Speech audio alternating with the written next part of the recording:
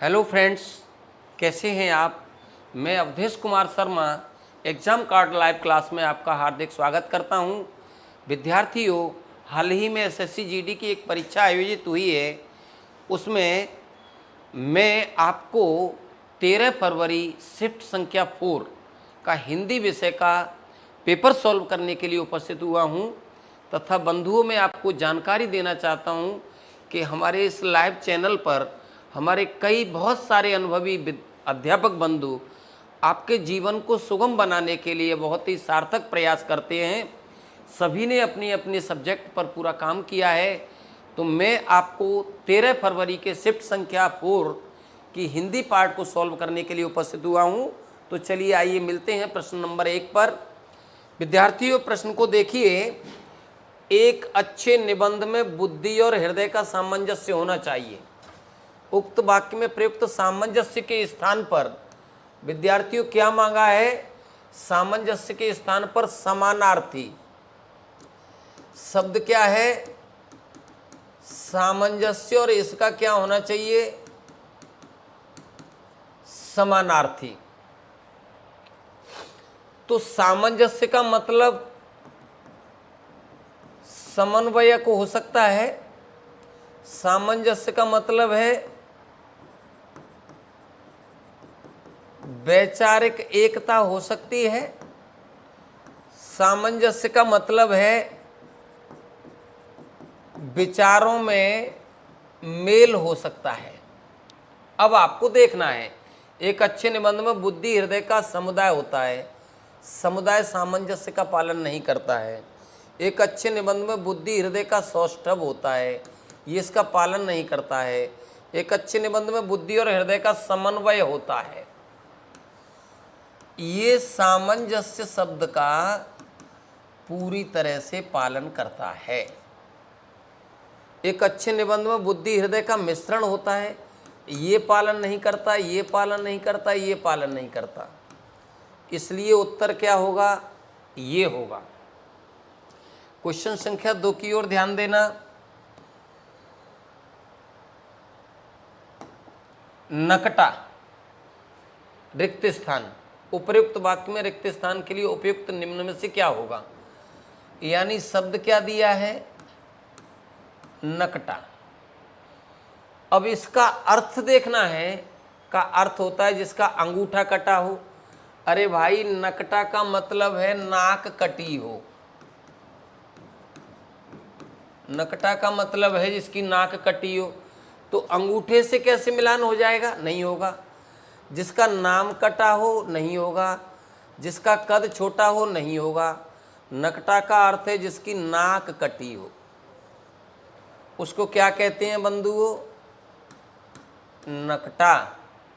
तो आप समझ गए हैं विद्यार्थियों। इसका अर्थ क्या होगा? विकल्प संख्या 4 में दिया हुआ है। क्वेश्चन संख्या 3 की ओर ध्यान देना। छत पर कौवा बोल रहा है। उपर्युक्त वाक्य में प्रयुक्त कौवा शब्द का पर्यायवाची क्या पूछा है बंधुओं? कौवा का क्या पूछना है? पर्यायवाची। कौवा को काक कहते हैं, बायस कहते हैं,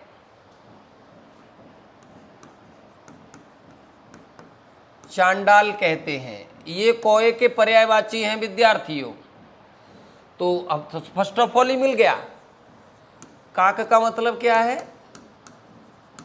कौवा। सिख नहीं है, खग नहीं है, पिक नहीं है। ये पिक का मतलब क्या है?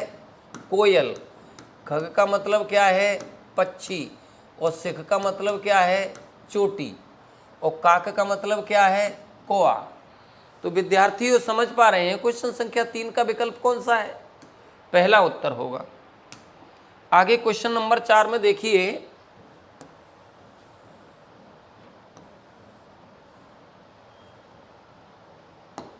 रेगिस्तान में रिक्त स्थान की सवारी बहुत मजेदार होती है। अब रिक्त स्थान है, रेगिस्तान की बात करता है, शब्द द्वारा पूरा करना है। तो भाई ये ऊंट लिखा है, ये बर्तनी से गलत है। ये ऊंट लिखा है, ये गलत है। और ये ऊख लिखा है, ये गलत है। और जो ऊंट लिखा है उसकी वर्तनी पूरी तरह से सही है, और रेगिस्तान में प्रयोग होने वाली जो कंडीशन है वो ऊंट वाली है। तो क्वेश्चन संख्या 4 का उत्तर क्या होगा? ऊंट होगा। क्वेश्चन नंबर 5 की ओर ध्यान देना। अपना रिक्त स्थान सीधा करना। मुहावरा है विद्यार्थियों, और मुहावरा आपको याद होगा, अपना उल्लू सीधा करना। अपना उल्लू सीधा करना। तो अपना दिमाग नहीं हो सकता, कमर नहीं हो सकता, मतलब नहीं हो सकता, उल्लू सीधा करना।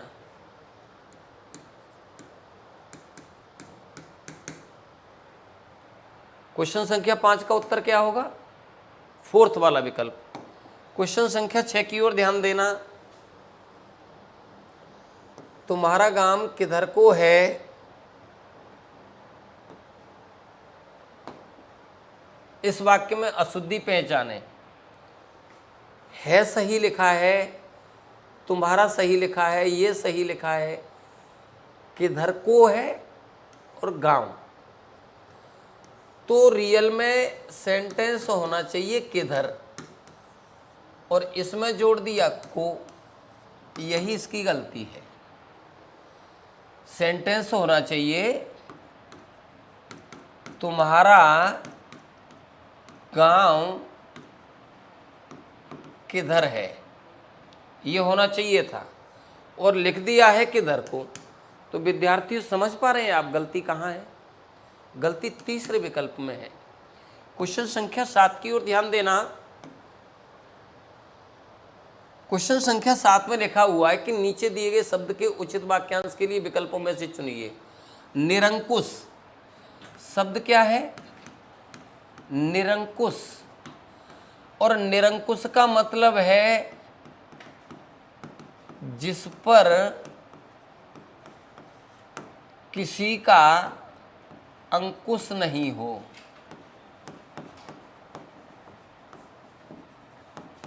वो निरंकुश होता है।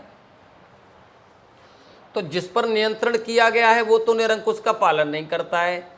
आशा की गई है, मिलान नहीं है। जिसका कोई आकार नहीं हो उसको निराकार कहते हैं। इसको क्या कहते हैं? निराकार। और जिसकी आशा न रही हो, आशा परे है और अनियंत्रित है। और जिस पर किसी का नियंत्रण नहीं हो उसको क्या कहते हैं? निरंकुश। तो समझ में आ गया है विद्यार्थियों? इस निरंकुश का उत्तर क्या होगा?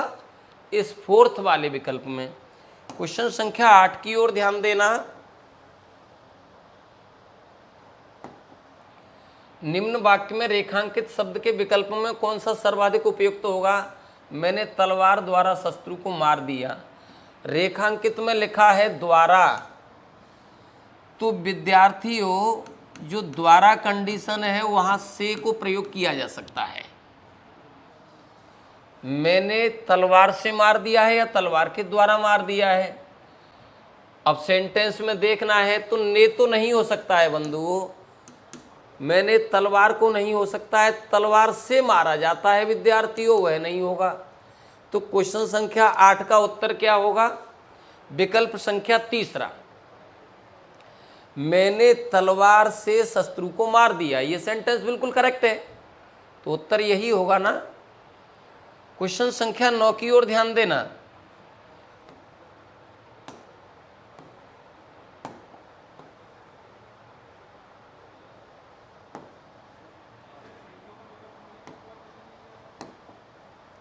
निम्नलिखित में से शुद्ध वाक्य का चयन करना है।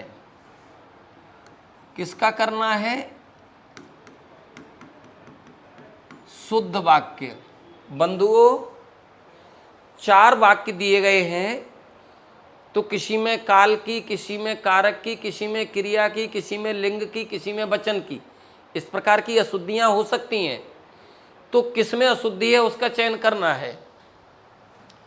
उसे शिमला जाना है निम्न में से शुद्ध वाक्य का चयन करना है। उसे शिमला जाना है, ये वाक्य कैसा लिखा है? शुद्ध है। उसका शिमला जाना है, गलत है। उसने शिमला जाना है, गलत है। उससे शिमला जाना है, गलत है। ये तीनों वाक्यों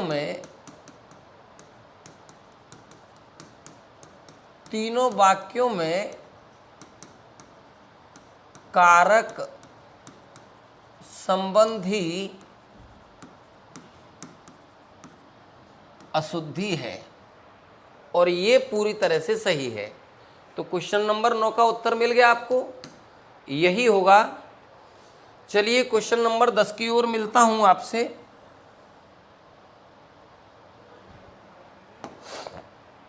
दिए गए मुहावरे में रेखांकित अंश के स्थान पर सबसे उपयुक्त विकल्प का चयन करना है। अंधों में काना रानी। विद्यार्थियों, आपने सुना होगा मुहावरा होता है अंधों में काना राजा। मुहावरा क्या होता है? अंधों में काना राजा। और दिया क्या है? अंधों में काना रानी। इसको रेखांकित किया है तो नौकर से मिलान नहीं है, राजा से है विद्यार्थियों, महाराजा से नहीं है, दोस्त से नहीं है। तो क्वेश्चन नंबर 10 का उत्तर आपको पता चल गया है। अंधों में काना रानी नहीं, अंधों में काना राजा। तो विकल्प संख्या दूसरा उत्तर है। क्वेश्चन संख्या 11 की बात करता हूं। 11 क्वेश्चन में आप लोग देख रहे हैं, यह हॉल पंडित समाज के लिए आरक्षित है। उपर्युक्त वाक्य में रेखांकित पद के स्थान पर निम्न में से कौन सा शब्द आएगा? तो रेखांकित स्थान पर क्या दिया है? पंडित। अब पंडित का अर्थ क्या होता है? ज्ञानी होता है, जानकार होता है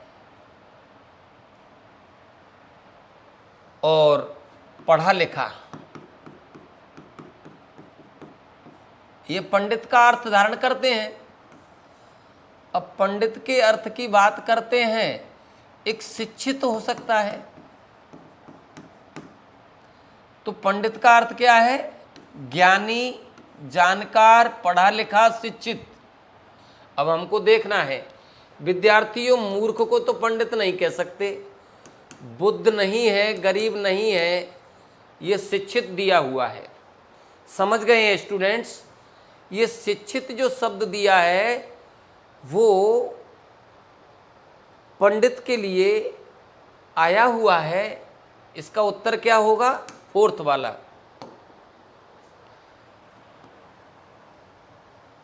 क्वेश्चन संख्या 12 की ओर ध्यान देना। निम्न वाक्यांश के लिए सही वर्तनी वाले उपयुक्त एक शब्द का चयन कीजिए। वर्तनी संबंधी अशुद्धि की बात करते हैं।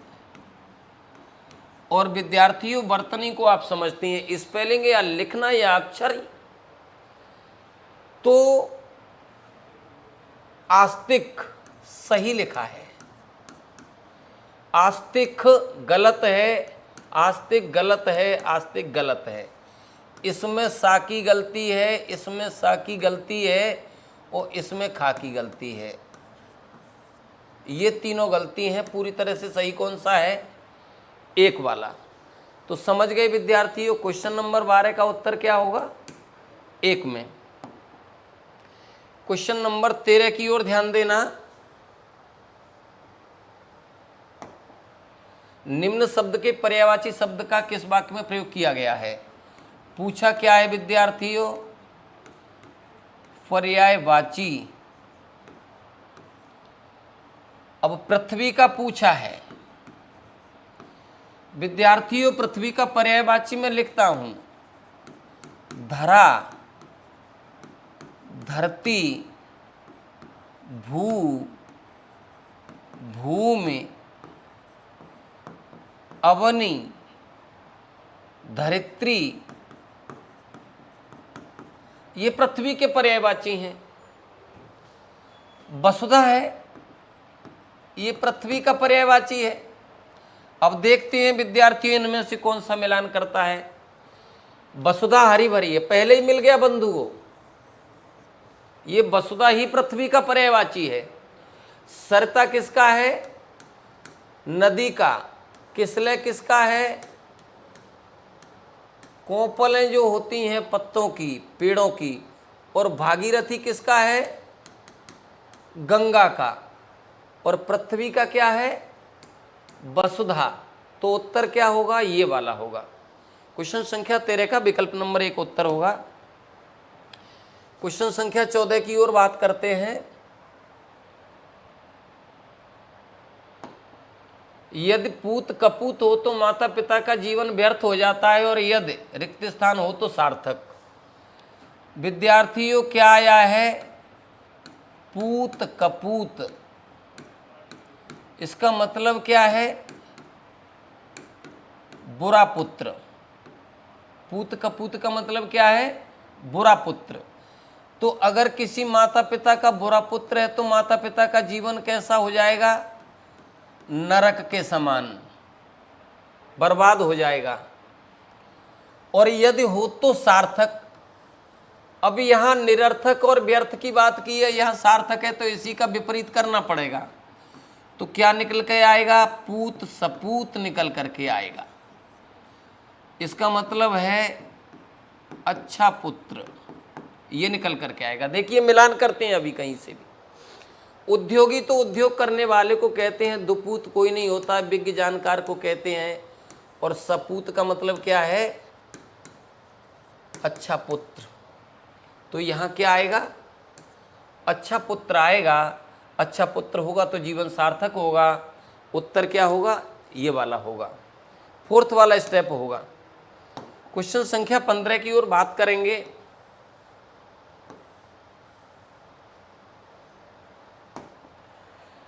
क्वेश्चन संख्या 15, निम्नलिखित विकल्पों में से कौन सा एक वाक्य क्रिया विशेषण से संबंध रखता है? निम्नलिखित वाक्यों में से क्रिया विशेषण से संबंध रखता है।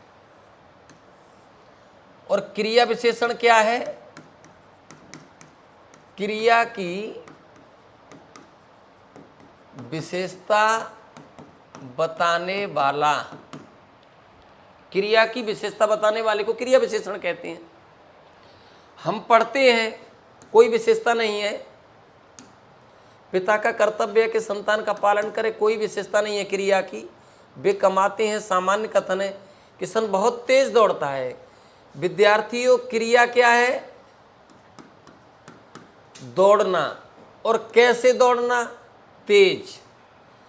और कितना तेज दौड़ना? बहुत तेज। तो दिया गया सेंटेंस इसका पालन करता है। इसमें क्रिया विशेषण का बहुत अच्छे से पालन किया गया है। क्वेश्चन संख्या 16 की ओर ध्यान देना।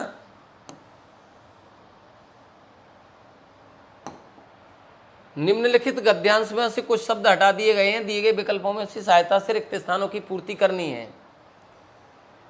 एक पाठशाला का था। विद्यार्थियों, पाठशाला का त्योहार नहीं है, दैनिक उत्सव नहीं होता है, मार्ग उत्सव नहीं होता है। वार्षिक उत्सव का मतलब है वर्ष में होने वाला एक उत्सव। उसको क्या कहते हैं? वार्षिक उत्सव। तो वार्षिक उत्सव कहाँ होता है? पाठशाला में। तो उत्तर समझ में आ गया है, ये होगा।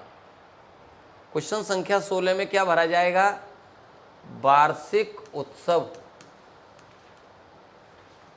क्वेश्चन संख्या 17 की ओर ध्यान देना।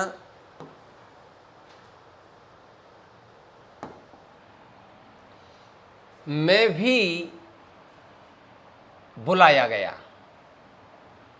अब देखिए कहाँ बुलाया गया? तो विद्यालय में बुलाया गया होगा। सब में से पालन नहीं करता है, किधर की नहीं बात करता है। वहां बुलाया गया था, विद्यालय में बुलाया गया।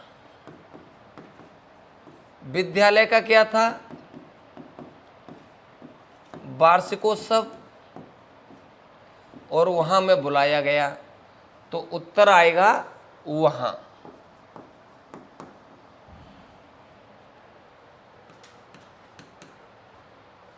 क्वेश्चन नंबर 18 की ओर ध्यान देना। क्वेश्चन नंबर 18 में है, वहां के प्रधान अध्यापक का एकमात्र पुत्र जिसकी अवस्था 8 थी। विद्यार्थियों, घड़ी नहीं होती है अवस्था, घड़ी नहीं होती है अवस्था, दिन नहीं होती है पल नहीं। अगर छात्र है, विद्यालय में पढ़ने वाला है, तो वर्ष में ही अवस्था होगी। तो यहां क्या आएगा? वर्ष। क्वेश्चन संख्या 18 का उत्तर कौन सा है? पहला। क्वेश्चन नंबर 19 ध्यान देना।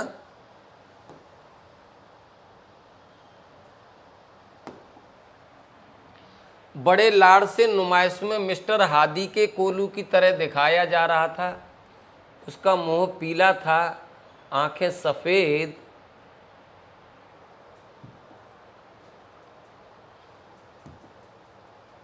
आंखें सफेद, ध्यान देना, 8 साल की थी। बड़े लाड़ से नुमाइश में मिस्टर हादी के कोलू की तरह दिखाया जा रहा था। उसका मुंह पीला था, आंखें सफेद। अब आंखें सफेद होती नहीं, था नहीं, होगी नहीं, आंखें थीं, आंखें सफेद थीं। तो क्वेश्चन नंबर 19 में क्या भरा जाएगा?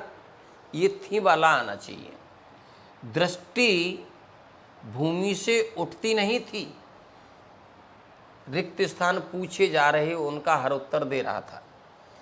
तो अब क्वेश्चन नंबर अगले की ओर ध्यान देना।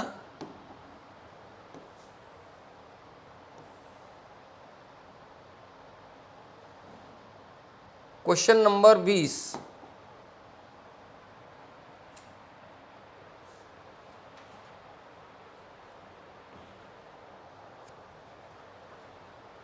पूछे जा रहे थे, कहानियां नहीं पूछी जा रही थीं, प्रश्न पूछे जा रहे थे, रिश्ते नहीं पूछे जा रहे, बातें नहीं पूछी जा रही थी।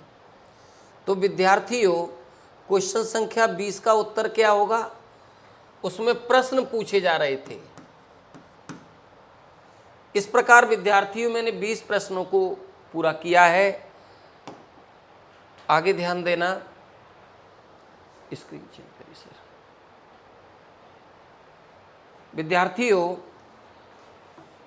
मैं अभी थोड़ा सा ये अग्रवाल एग्जाम कार्ड की जो पुस्तक है उपलब्ध है हमारे इस प्रकाशन में, हमारे सहयोगी साथियों ने इस पुस्तक में सभी प्रकार के प्रश्नों का समावेश किया है।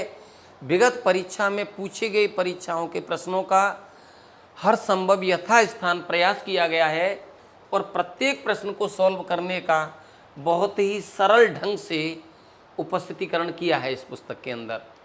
साथ ही मित्रों, इस पुस्तक की विशेषता ये है कि इस पुस्तक में प्रत्येक विषय से संबंधित एक QR कोड निर्धारित किया गया है।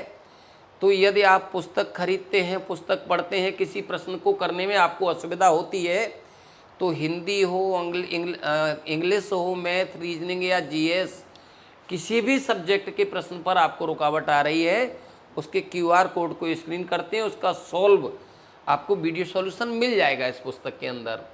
तो ये पुस्तक हमारे प्रकाशन से प्रकाशित होने वाली जो पुस्तक है, ये काफ़ी महत्वपूर्ण पुस्तक है। आपकी परीक्षा को देखते हुए आपके जीवन को अधिक से अधिक लाभ मिलने की संभावना व्यक्त करता हूँ मैं।